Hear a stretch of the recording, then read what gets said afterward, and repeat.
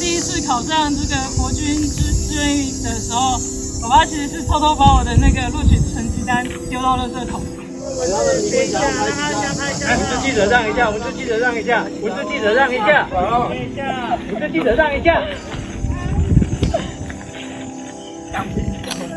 可是为了进人的投票啊，要。都没有人说，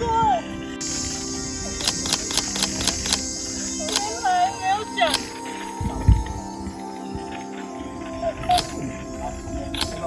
爸爸妈妈，问一下爸爸妈妈来，看看看，有没有过来看？一些特殊训练，所以我从他说要加入军人的时候，我就很鼓励。所以说我一直跟他讲说，既然在军中，你就要有起这份薪水啊。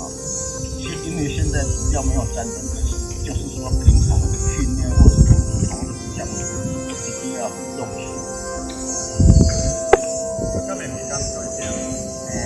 唔敢是一定的啦，唔拄就是讲这人生的路是要家己走。所以讲只要讲好好行，阮是后面来赚钱。我这边要谢爸爸一个题，就是我第一次考上这个国军志愿役的时候，爸爸其实是偷偷把我的那个录取成绩单丢到垃圾桶。我录取前我知道放榜的时候，我就特地打电话给妈妈说，妈妈就是明天要放榜，榜单会寄到家里，你再帮我收信。然后妈妈就说她没有看到，然后她才去资源回收桶找，然后才发现原来爸爸早就收到，然后把它丢掉。然后后来就把它压在神桌下，然后让陈明帮我保管，所以我才可以顺利入伍。爸爸刚刚说的是骗人的，因为没有人不会心疼自己的女儿去做这种事情，因为那时候他又不是说没有比较好的工作，他也至少在社会上他可以当比较专业的教练或是老师吧。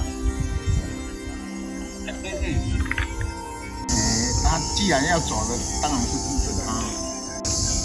爸爸妈妈多久没看到女儿了？差不多有啦，因为我最近也是在保养自己的身体，有去开刀。我开刀的时候他都会到，他甚至去掉都会到，都会给我